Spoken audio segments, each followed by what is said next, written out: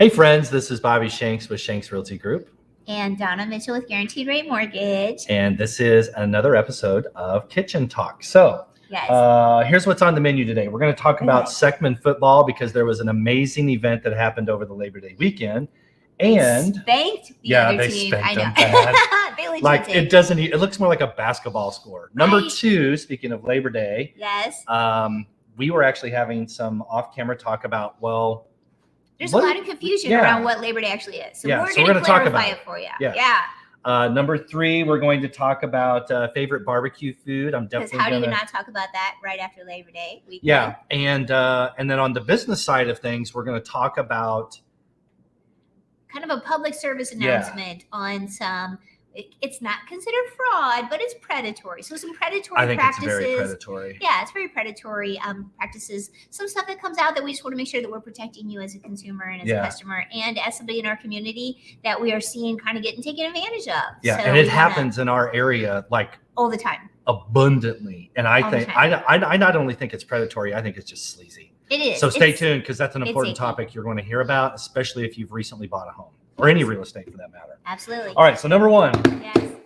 Seckman football. 69 to 6. Oh yeah, 69 to 6 was how many touchdowns is 69? I mean that's a lot of scoring. That's a lot of scoring. That's for sure. Against University City. Doesn't U City typically kind of have a good team? Oh no, it was. They must have graduated kind of a rainy, a lot of seniors. Cloudy, misty, icky, humid night, and it was just the Jaguars really whooped up and kicked some booty. 69. What was the score of the Catholic? So we lost. We lost that one. We lost that last game. The first game we lost, and then maybe they just came back with a vengeance. I mean. That's it. Seckman is well known for its wrestling team and some other athletic teams. And this was a home game. Yeah. We definitely have a great community support with our football teams. Yeah. So. And all of our folks, and all of our athletics.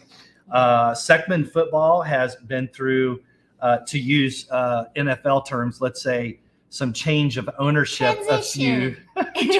Transition the last 10 years.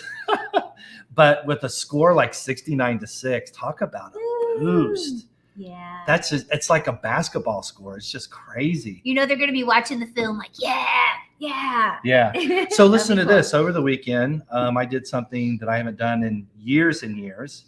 Yes. I went to my where I grew up. Mm-hmm. Went home to visit the folks and went to the Brookfield and Marceline Bell game. Oh. And it is the second oldest high school football rivalry in the nation. Oh, okay. And Brookfield was kind of the underdog and they won. Nice. Yeah. Okay. It was a super fun game. I got to, catch up with some old friends. Did you run into it's such a small town and everybody knows everybody. So you ran into people and they're all like, Bobby Shanks, how you doing? I will. Yes. I want to try to say this in as much of a positive way as I can, but people go through a lot of transition from high school to almost 50 years old. Yes. And I have my 35-year class reunion next month. And usually that transition is not for the better. Oh, I understand that. I mean, and I don't know what to say. It's just I see people and I just flat out don't recognize them. I'm sorry, but who are you? And I feel like an ass. I was at Costco this weekend with Courtney, right? And we're scooting along and I got the cart and there's this guy looking at me and I was kind of like, okay, he's looking at me like he knows me. You know what I mean? There's the look you get when they're trying to hit on you. There's the look you get when they think they know you, in the right? Grocery store. They're completely different looks. They are, right? And so he's giving me that look. So finally he comes up to me and he's like, it's Donna Klempert, right? And so, of course, I knew it was from school. And I was like, yeah, and he's like, oh, I'm Jim so-and-so. And I was like, oh, my gosh, and I'm surprised they saw you. Because I'm short? Or yeah, doesn't the shopping cart come right here? Nice. I would I'm not. so sorry. Like once a week I do it. I'm so I bad. know. But I didn't recognize him at all. But like, and it's like I have kind of a distinct voice too. So like people, if I talk at all, they're like, wait a minute, I know that voice, right? So it's kind of funny. But yeah, I didn't recognize him, but then he said his name. And I always think that's cool though to make that connection. Like, so I do have a question. Uh-oh. You talked about the look in the grocery store. So pray tell, why don't you demonstrate for the audience all of the looks that you receive at the grocery? Let's start with the look of, what's up, baby? What does that look like? You just did it. Right no, but the look. What does the look like? Hey, you know that look. You know that look. You know no, what? I want you to show me. And then there's the, I know you from somewhere. Where they're thinking. You can tell they're thinking. It's that look where they're taking cans on and off the shelf, but they're looking at you like this, like trying not to make eye contact. I also get a particular look when I'm climbing up the shelves to reach something on top. Like, I'm not going to lie, that has happened to me. Yes, you've seen me do that, right? Spider monkey, I just climb up. I'm going to be reading The Leader one of these days. Oh my God. And it's going to be like shelving falls into short, a small woman. Vertically challenged local Arnold resident topples grocery shelves in grocery store like dominoes because she's trying to climb to the top shelf. I have done that many times. And then dies from tomato soup. Crash. That is my MO. Oh my gosh, that's so funny. You know that's happened. So yes. You know, just as sort of a fun side note, I've received that look. Of course you have. Yeah. There's it's a male and female look. You know. Yeah. You're just doing your thing and you get the look.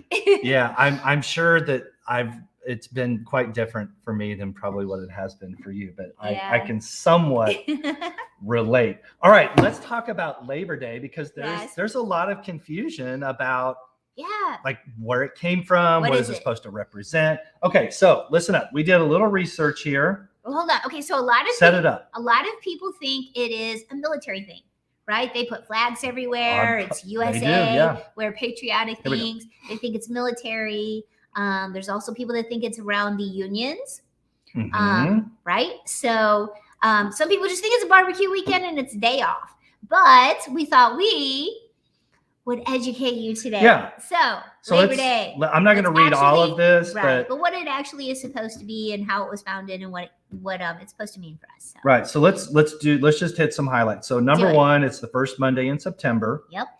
The official end of pool season. Yeah.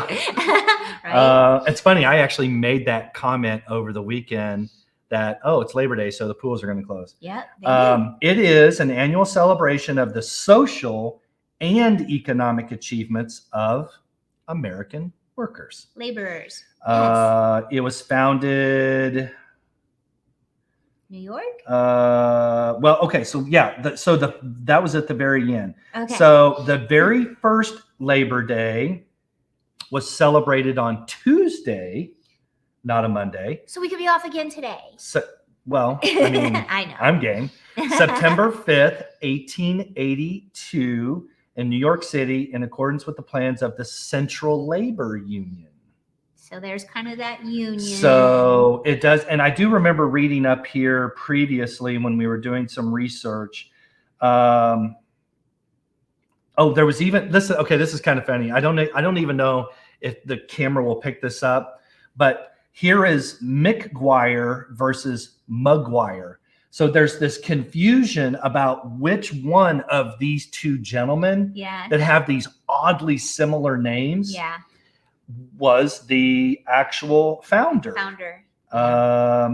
So here's a good one. One of them, Peter McGuire, General Secretary of the Brotherhood of Carpenters and Joiners, and a co-founder of the American Federation of Labor. And then Peter McGuire, his place in Labor Day history has gone not unchallenged. Machinist. He was a machinist, and he apparently has some claim to the holiday. So, in a nutshell, I think it's out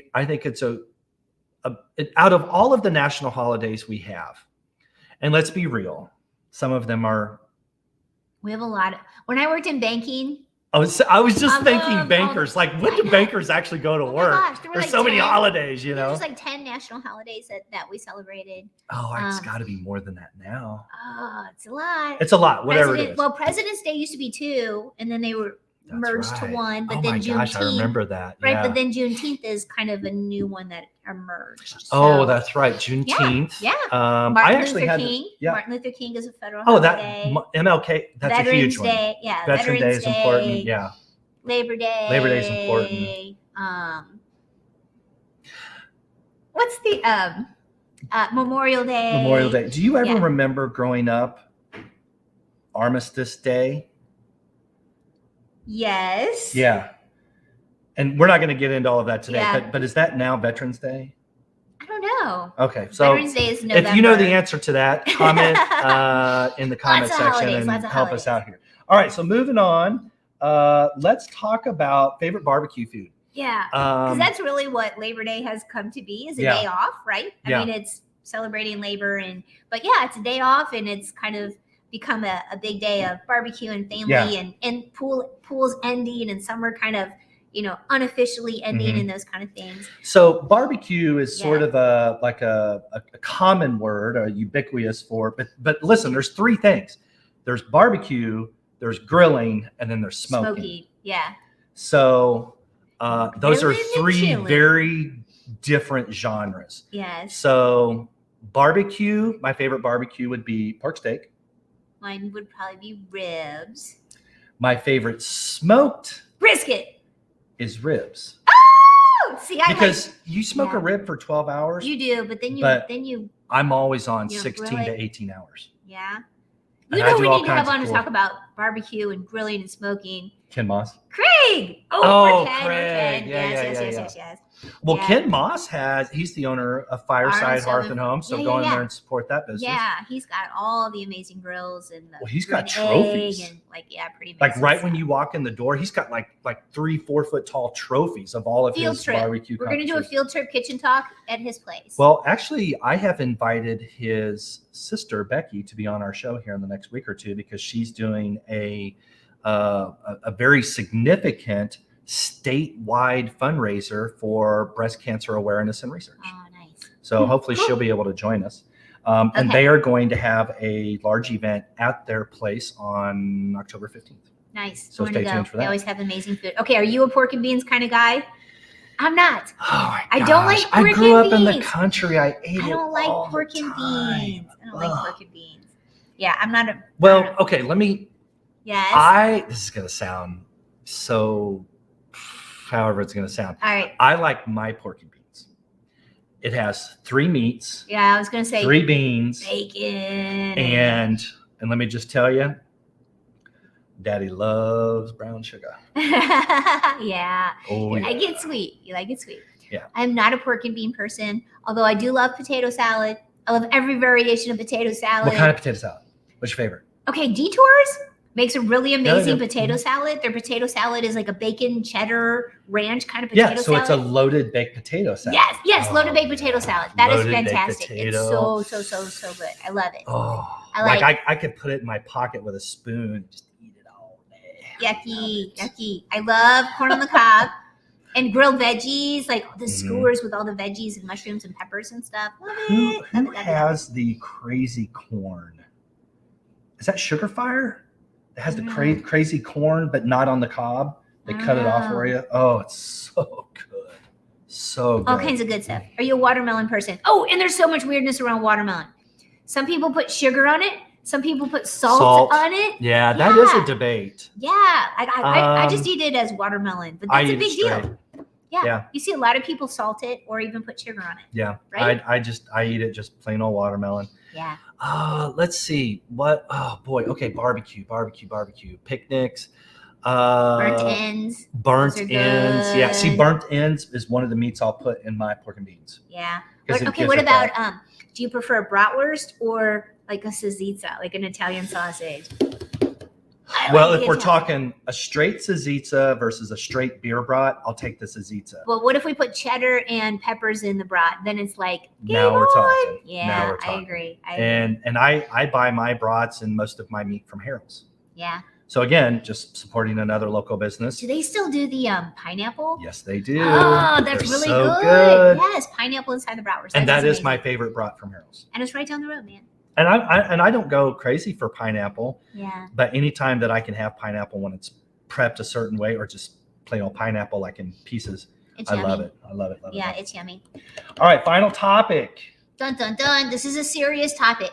Yeah, so let's 'Cause talk we're- business. First, We're set it here up for you. so that people can understand it because Right. it can be. This is the problem. It's confusing. It's very confusing. So here is the deal. We have, like, I get a lot of phone calls, and you may too. I know the title company definitely gets these phone calls all the time, especially after we close the deal.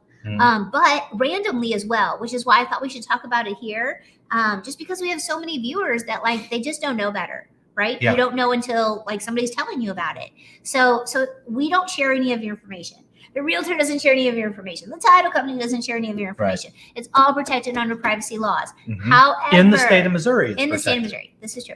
However, Can't also say that in in the Illinois. state of Missouri, the deed of trust is a publicly filed document. All right. So what is the deed of trust? Right, the deed of trust is what's putting your name, the ownership in your name, and then it has the lien holder's name, so it'll have guaranteed rate mortgage on there, Mhm. and it'll have the loan amount. Yep. So that is publicly filed. So here's the deal: we're not sharing that information, but that brief little nugget of information is publicly filed.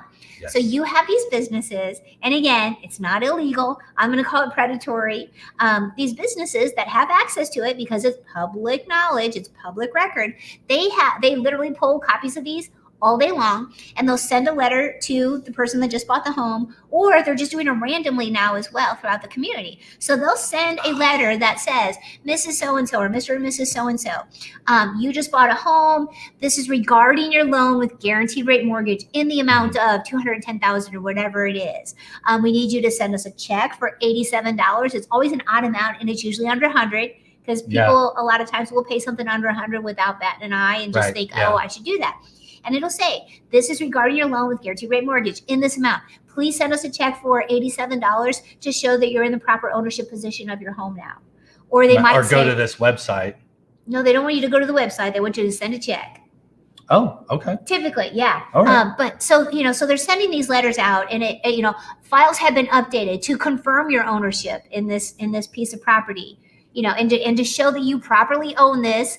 So, and all they're doing, they do follow through with what they say they're going to give you. Yeah. You will get a copy of your deed of trust in the mail, the same public document that they sent, that they pulled a copy of to ask you to pay them money to give you a copy of it, which you can get for free also. Right. So just be careful. If you get something in the mail that's asking for money, even though it looks legit and even though it references your loan with guaranteed rate mortgage, we're not mailing it out. But a lot of people get these and they pay it because they think, oh yeah, they're updating tax records. Mhm. It's that time of year or whatever it is. So just be careful. If you have any questions, call us, call the title company. If they're referencing us, we can tell you right away if we sent it or we didn't. Yeah. Most of the time we didn't.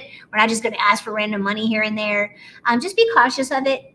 Protect your money. We're here to protect you as well. And there's a lot of stuff out there that's scammy. There's so I know, and I hate it because I've had a few people that are like, oh, I sent that check off. And I'm like, what do you mean you sent that check out? Well, for that thing to update. And I'm like, no, can you still stop payment on it? And we tell people at closing. Oh, we tell everybody. Don't fall for the scam. We do. We tell everybody at closing, but now they're just going out randomly too. Mhm. And so that's why I wanted to talk about it on our kitchen talk today, just to make everybody more aware. One more little piece to that. Yeah. Is, and keep me honest on this because I do all day long. Yeah, I know. If anybody calls you out on your stuff, it's me. Sometimes it hurts. I love you. So let's say that I buy some real estate in the state of Missouri. Yeah. For $500,000. Uh-huh. And I pay $250,000 in cash. Uh-huh. And I take a mortgage, a deed of trust, for $250,000. Mm-hmm. So what's recorded is $250,000. Because on the deed of trust, it'll show there's a lien for $250,000. So what happens is I have clients from time to time that are, because it's so easy to self-educate now, or easier anyways. But there's also misleading information because if you go to a public facing website regarding real estate and it says they paid $250,000, well, yeah, they did pay $250,000 after they put a $250,000 down payment. See, they don't see that part. Now, for tax records, there is that other document that the title company files that goes to the tax record. So that's not the public filing, but that is the other one that says how much it was purchased for valuation as well. Right. But so yeah. The other thing is, and I'll end it here. Okay. If you pay cash for real estate, yeah, by on the average, a title company has a document that they give you to disclose that. You don't have to sign it. This is a non-disclosure. There's no lien. Yeah. This is a non-disclosure state. Yeah. If I pay $1 trillion for a piece of real estate this big, and I pay cash, it's nobody's business. Not in this state. I'm only involved when it's the loan, so I don't know as much about the cash thing. So I believe you. Yeah. Interesting. So and I can remember one time, actually, when I was buying some real estate, I did not want to sign that document, and the person who was doing the closing, they let you know you didn't have to. No. I said, I'm not signing this. And she's like, well, you have to sign it. I'm like, why don't you call your attorney? Yeah. Because it was a cash deal. Right. And then after a short while later, she came in and she's like, nope, you don't have to sign it. I'm like, yeah, I know. And it wasn't going to anyway. So anyways, all right. Nice. Wrapping up. That's another fun and exciting episode of Kitchen Talk. Hope you found today's episode as fun and interesting as we did. And informational. and now I kind of want to go get some brisket. Let's go get some brisket. Peace out, everybody. See you next week.